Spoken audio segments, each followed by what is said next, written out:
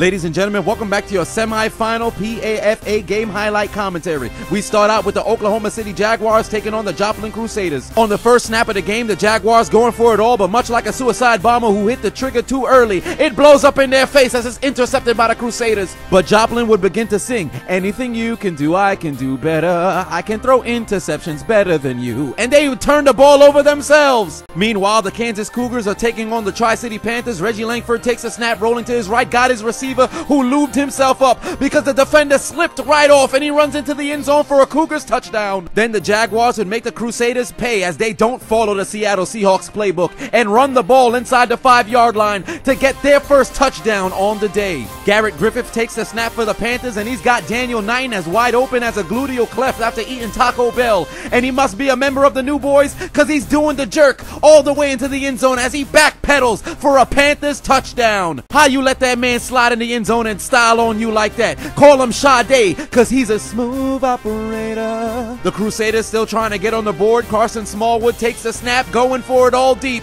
He's got a man. He just so happens to play for the opposite team. It's intercepted by Jeremy Perry. He's cutting along the 30-yard line, gets across the 40 to the 45, and he's finally tackled at the 47-yard line. Then they'd make them pay a few minutes later in the second quarter as they would score a touchdown on an aerial assault with as much precision as Snoop Dogg selecting his kind of weed for the touchdown. Following back-to-back scores by the Panthers, the Cougars find themselves inside the red zone and they could smell the blood of the Panther as they easily penetrate their defense and get on the board and cut their deficit from 21-6 down to 21-12. Then they would take out their Uno cards and tell the Panthers, "2 for your mistakes," as Reggie Langford takes a snap, hands it off, and scores on the 2-point conversion. The Crusaders still desperate for points like a blind basketball team as Smallwood is going deep, but it's going to be intercepted by the Jaguars. They're going to try to lateral it, but the man's got butterfingers as he fumbles in the end zone, and he's trying to figure out how to get out, but you can't shoot bullets with your gun on safety. He's going to be tackled, and the Crusaders are going to be awarded 2 points. The Cougars find themselves inside the red zone once again and tell the Panthers, "That's a nice lead you have there. It'd be a shame if you graduated from Atlanta Falcons University and blew it,"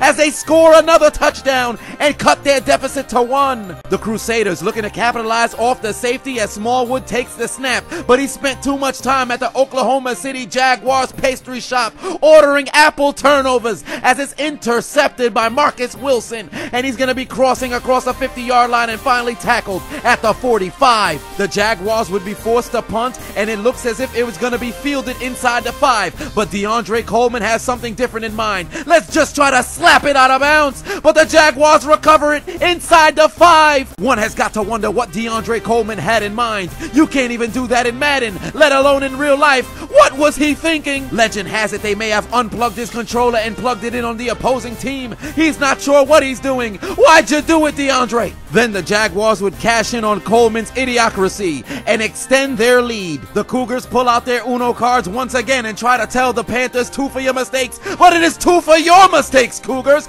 No good. The Crusaders may have had bagels this morning because they've got butter on their fingers as they fumble the snap, and it's recovered by the Jaguars at the 40-yard line. Following the score of the Kansas Cougars, they're set to kick the ball back to the Tri-City Panthers, and there are no zookeepers in sight, and the Panthers are loose in the open field, crossing across the 50-yard line, and they're going to try to cut inside the 30, but they're tripped, and they're going to be down at the 15-yard line. The Jaguars looking to extend their lead, but I think the quarterback's colorblind because he's throwing to the wrong jersey color as it's intercepted by the Crusaders. This game has more turnovers than a basketball game between two teams with armless players. At the start of the fourth quarter, the Jaguars, still desperate for points, would give the handoff to Fernando Menace, who would reverse his field, and he's got some open space in front of him. He's gonna try to score like a virgin on prom night, but he's gonna be pushed out of bounds at the 10-yard line. The Panthers looking to put the game away with the handoff, and they would tell the Cougars defense, "Hold my nuggets, suck my dick," and dive into the end zone for a Panthers touchdown, and they would take a 28-20 lead. But for the Crusaders, the more the quarter changes, the result stays the same, as they would be intercepted once again